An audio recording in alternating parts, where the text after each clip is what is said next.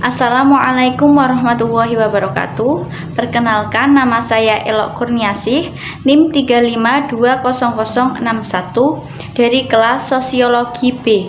Di sini saya akan memenuhi tugas ujian tengah semester mata kuliah Sosiologi.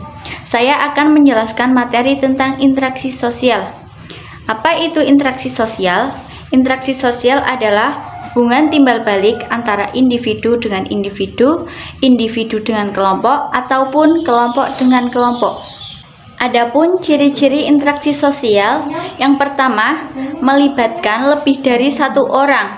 Yang kedua, terjadi komunikasi antara pelaku melalui kontak sosial. Yang ketiga, memiliki tujuan yang jelas.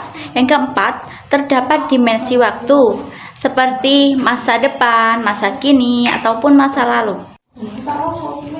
Bentuk-bentuk interaksi sosial itu dibagi menjadi dua bagian. Yang pertama, interaksi sosial asosiatif.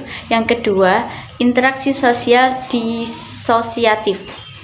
Interaksi sosial asosiatif terdiri dari 4 bagian. Yang pertama, kerjasama. Yang kedua, akomodasi. Yang ketiga, asimilasi. Yang keempat, akulturasi. Adapun maksud dari keempat bagian tersebut akan kita jelaskan setelah ini.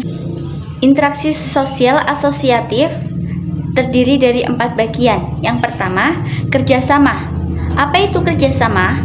Kerjasama adalah usaha bersama antar individu ataupun antar kelompok untuk mencapai tujuan bersama. Yang kedua, akomodasi. Akomodasi adalah proses penyesuaian diri untuk mengatasi ketegangan dari individu atau kelompok yang saling bertentangan. Yang ketiga, asimilasi, yaitu peleburan dua kebudayaan menjadi satu kebudayaan. Yang keempat, akulturasi.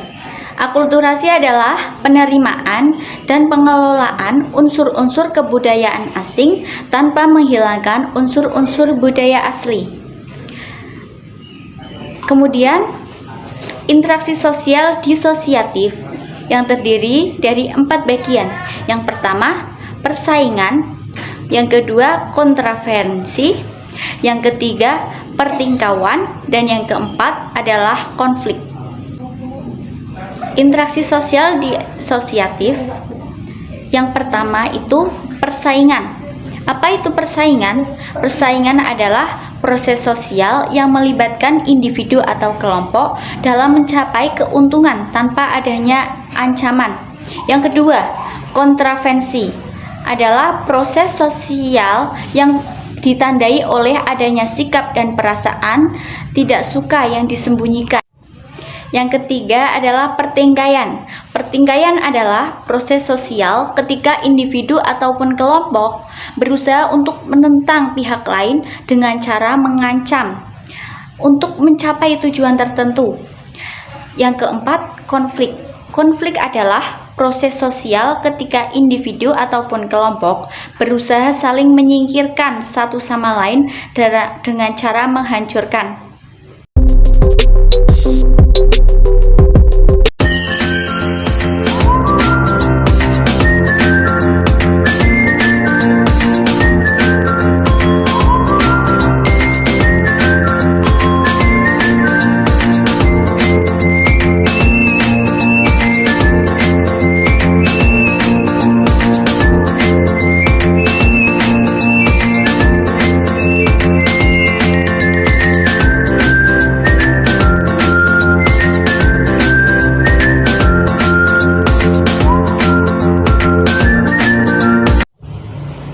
Jadi berdasarkan video tadi, analisis dari video itu adalah adanya percakapan antara seorang dokter dan pasien tersebut meminta agar dokter itu memeriksanya karena pasien tersebut mengalami flu.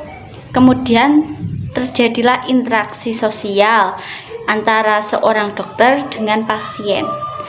Cukup sekian materi yang dapat saya sampaikan. Kurang lebihnya mohon maaf. Wassalamualaikum warahmatullahi wabarakatuh.